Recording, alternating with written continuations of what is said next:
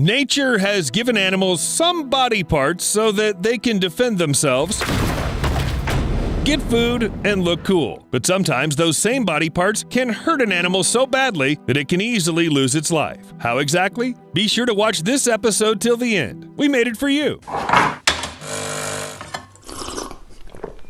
Varu babirusa is one of the most unusual creatures of our planet. It looks like a pig, but differs too much from its congeners. Piglet is small, its back is arched, its legs are long enough, and it has almost no fur. These animals prefer plant food and clean water. But the main thing about babirusa is, of course, their fangs. In males, the lower and upper canines grow throughout their life and bend toward the head. It's not uncommon for a fang to grow so much that it begins to grow into the skull, literally. Imagine your tooth bending upward and going up to your forehead.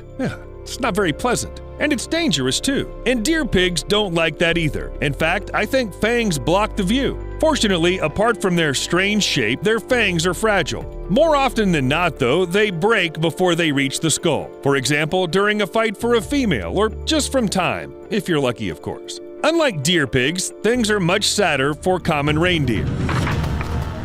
Their antlers are strong enough even to injure other animals. It's a real weapon that could very well cause the death of its wearer. Male deer fights are common. During the breeding season, they fight for females, and such battles often end in the death of one of their rivals. Most often, he just runs into another's antlers and... But during the fierce fight, the hapless males may also clutch the antlers so tightly that they can't deal with this situation by themselves. The end is very sad. The reindeer can't get up, can't eat, are deprived of the possibility to drink, and just slowly die. Nature can be ruthless. And if it takes place near the water, the reindeer can not only clash, but fall through the ice together, then freeze, also together. But sometimes the animals are lucky and people notice their misery in time. It's enough to cut out a couple of antlers or shoot them off. Whoa, fella. I hope you knew what you were doing. Unbelievable. Good shot. What if you'd missed? Oh well, at least it ended okay. But while the reindeer can get trapped together by accident, things are much worse for argali.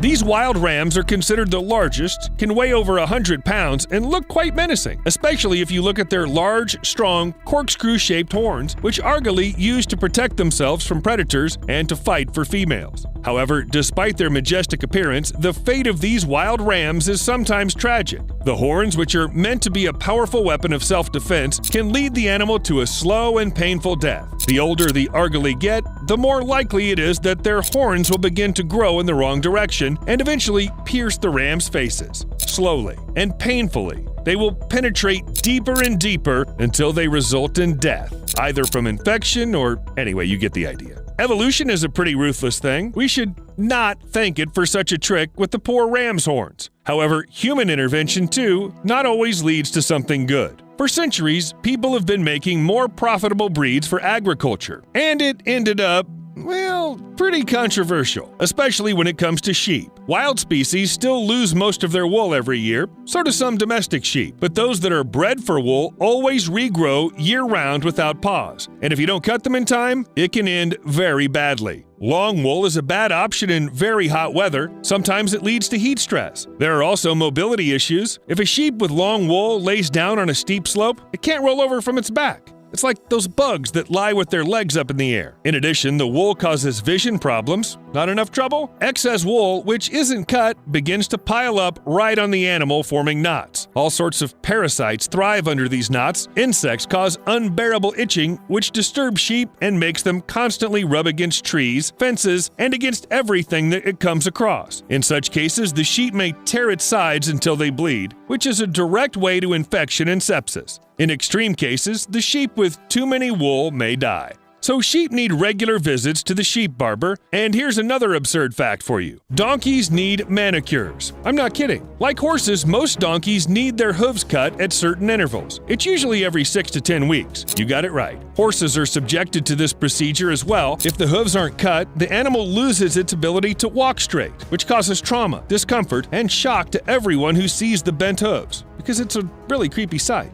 I wonder how wild donkeys deal with that. And yet there are so few wild donkeys left that I guess hooves would be the least of their problems. Being a hoofed animal is quite difficult because nature constantly strives to give you a death test. Even the most common places can become dangerous if the temperature drops a bit. Honestly, I don't know how deer end up on the ice and so far from the bank. An animal caught in such a situation is doomed if people don't come to help. Yeah, let's get that other front leg. Yeah, you're good. In this respect, nature is more favorable to us. We know how to keep our balance even on very slippery surfaces. Plus, we invented boats, ropes, hovercrafts, skates, and other useful things. You can use them to get any deer out of a trap. The only pity is that you won't get any thanks from the animals. Okay, if deer, rams, and other ungulates seem to be very unlucky in life, then there must be some species that got some bonuses from nature. Turtles, for example. They live long lives, don't rush anywhere, are well protected from predators by a tough shell, and must feel just fine. Yeah, I thought so too. Until I found out that turtles have one bug. They can't roll over if they're on their backs. Whoa, whoa, whoa. If you're about to comment about your pet turtle being great at this trick, let me clarify. We're talking about big turtles specifically. And it's not just a coincidence. The height, length, and even shape of a turtle's shell affects its ability to stand on its feet. For example, turtles with rounded shells roll over faster than flatter ones, and large individuals are much less nimble than smaller ones. The characteristics of the shell literally determine the animal's life. Accidentally flipped over on its back, a helpless turtle can be killed by the sun, starvation, or fall prey to predators. Turtles are especially vulnerable. Their rigid armor doesn't bend with body movements, which of course complicates the flipping process. Imagine a life that looks like a constant compromise between life and death. Larger individuals live better overall, but having reached too big a size, turtles risk one day falling into a fatal trap. For males, the issue of flipping is perhaps particularly important. In the process of fighting for females, they often fight and try to turn their rival over on their backs. But it would seem that large individuals clearly have an advantage. But once the big turtle loses, it'll never get up on its paws again. Sloths can hardly be called well-adapted creatures because, yes, they are that slow, exactly as you might imagine. Sloths spend most of their lives in the trees, barely moving and blending in with the foliage. Once a week, they come down to the ground to defecate. They sleep about 20 hours a day. Kind of reminds me of humans on vacation. But slowness and friendliness can cost sloths their lives, and the danger can come from anywhere. Any hungry predator can spot a slow animal and eat it. Why not? The dinner won't run away, even if it wants to. Even a spectacled owl, which in fact is not much larger than the sloth in size, can get the job done. It's just faster, stronger, and, well, it's hungry. We'll see you later.